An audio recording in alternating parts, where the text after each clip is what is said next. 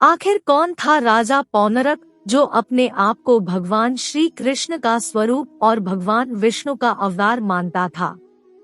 क्यों वो भगवान श्री कृष्ण को अपना दुश्मन मानता था? आइए जानते हैं इस सच्चाई के बारे में इस कहानी के माध्यम से। महाभारत और भागवत पुराण में राजा पौंड्रक के बारे में एक कथा बताई गई है। राजा पौंड्रक खुद को असली कृष्ण और विष्णु जी का अवतार कहता था। उसने भी अपना स्वरूप ठीक भगवान श्री कृष्ण के जैसा बना रखा था। राजा पौंड्रक पुंड्र का राजा था, इसलिए ही उसका नाम पौंड्रक पड़ा। उसके राज्य का नाम करुष था। कुछ लोग ऐसा भी मानते हैं कि पौंड्रक काशी का राजा था। पौंड्रक मायावी विद्याओं का जानकार था। मायावी विद्याओं की मदद से पौंड्रक ने नकली सुदर्शन चक्र बना लिया था। उसके पास भी भगवान श्री कृष्ण के कौस्तुभ मणि के जैसी ही एक मणि थी। वह भी सिर पर मोरपंख लगाता और अपने पास बांसुरी रखता था। उसने खुद को श्री कृष्ण की तरह बना लिया था और असली श्री कृष्ण को नकली घोषित कर रखा था। श्री कृष्ण भी राजा पौंड्रक के बारे में जानते थे।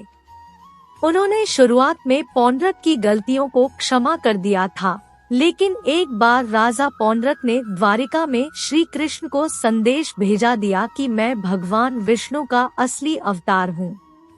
तुम द्वारिका छोड़कर भाग जाओ या फिर मुझसे युद्ध करो। भगवान वासुदेव का नाम एवं वेश धारण करने का अधिकार केवल मेरा है।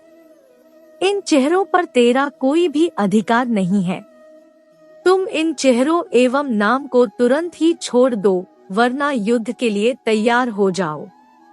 वह अपने आप को ही वासुदेव कहता था और कृष्ण जी को ग्वाला कहता था।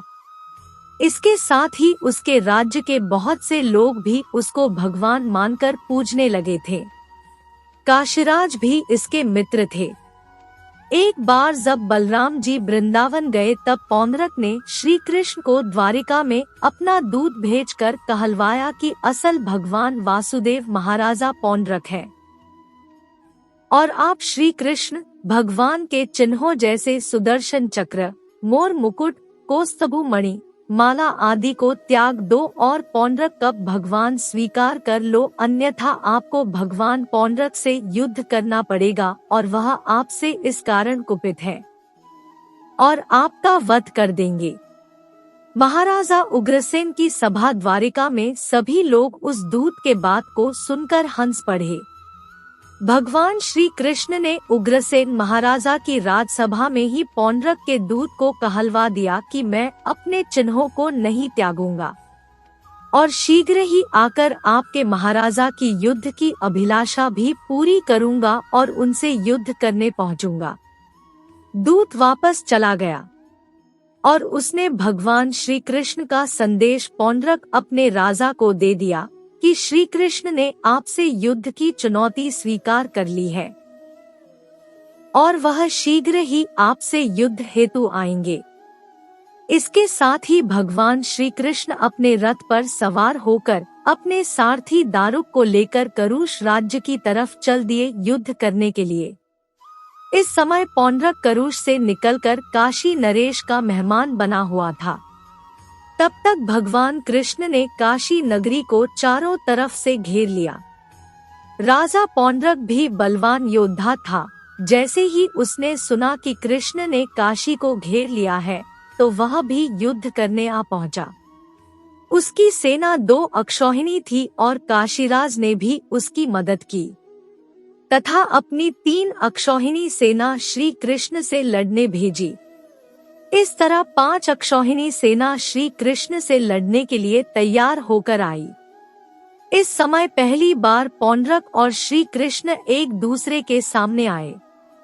श्री कृष्ण ने देखा कि पौंड्रक ने भी शंख, चक्र, गदा और पद्म धारण किए हुए हैं। वह शारंग धनुष लिए था और उसके वक्ष पर श्री वत्स का निशान था। उसके गले में भी एक कौस्तुभ मणि की माला शोभायमान थी। उसने श्री कृष्ण की पूर्ण नकल करते हुए एक पुष्पमाला भी गले में डाल रखी थी। उसके रथ के ध्वज पर भी गरुड़ का चिन्ह भी था। उसने सिर पर अत्यंत मूल्यवान मुकुट धारण किया हुआ था और तेगा मछली के कुंडल उसके कानों में जगमगा रहे थे, अर्थात वह बिल्कुल श्री कृष्ण का दूसरा रूप बनाए हुए था तथा भ्रम पैदा कर रहा था कि असली श्री कृष्ण वही है, मानो वह भगवान खुद है और कृष्ण मात्र ग्वाला है। श्री कृष्ण और पौंड्रक में युद्ध आरंभ हो गया। पौंड्रक के सैनिक श्री कृष्ण पर अनेकानेक आयुधों से हमला करने लगे। उन्होंने पौंड्रक और उसके सैनिकों के समस्त अस्त्र काट दिए और अपने अस्त्रों के प्रहार से उसके रथ, हाथी, घोड़े और पैदल सैनिकों को तितर-बितर कर दिया। श्री कृष्ण के पक्ष के योद्धा भी पूरी शक्ति से युद्ध करने लगे।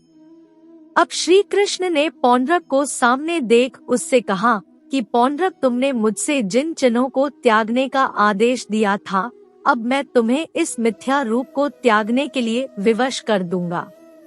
तुम चाहते थे कि मैं तुम्हारी शरण में आ जाऊं, तो अब आपको मैं ये अवसर देता हूं कि यदि बचना चाहते हो तो मेरी शरण में आ जाओ, नहीं तो मैं अब तुम्हारा वध कर दूंगा।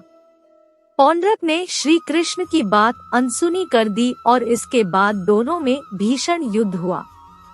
श्री कृष्ण ने चक्र सुदर्शन से पौंड्रक का सिर काट दिया और सिर काटकर काशी नगर में चौराहे पर लटकवा दिया। काशीराज भी इस कटे हुए सिर को श्री कृष्ण का ही सिर समझकर अपने मित्र पौंड्रक को यश गान करते हुए युद्ध क्षेत्र में मिलने आया। वहीं पर कृष्ण भगवान ने काशीराज का भी वध करके उसका सिर भी काशी नगरी के चौराहे पर उसके अपने महल के सामने ही लटका दिया। इस तरह भगवान श्री कृष्ण ने पौंड्रक और काशीराज दोनों का ही उद्धार कर दिया। इसके बाद युद्ध जीतकर और काशीराज तथा महाराज पौंड्रक का वध कर भगवान श्री कृष्ण अपनी राजधानी द्वारिका वापस लौट गए। काशीराज का एक पुत्र था, उसका नाम सुदक्षण था। अपने पिता के अंतिम संस्कार करने के बाद उसने प्रण किया कि वह श्री कृष्ण का वध करेगा और पितृ ऋण से मुक्त होगा। उसने भगवान शिव की तपस्या करके उनको प्रसन्न कर लिया और उनसे श्री कृष्ण के वध का वरदान मांगा। इस तप की अग्नि से एक व्यक्ति निकला और यह व्यक्ति सीधे द्वारिका कृष्ण वध करने हेतु चला गया। इसने द्वारिका नगरी को भस्म करना शुरू किया। तब भगवान श्री कृष्ण ने सुदर्शन चक्र से शिवजी के इस आग्नेय दैत्य सहित उस यज्ञ के पुरोहित राजा सुदक्षिण आदि सबको भस्म कर दिया। द्वारका से ही उन्हें काशी आना भी नहीं पड़ा। इस तरह श्री कृष्ण ने द्वारिका के साथ काशी को भी काशीराज सुदक्षिण से मुक्त कर दिया और सुदक्षिण का भी उद्धार कर दिया।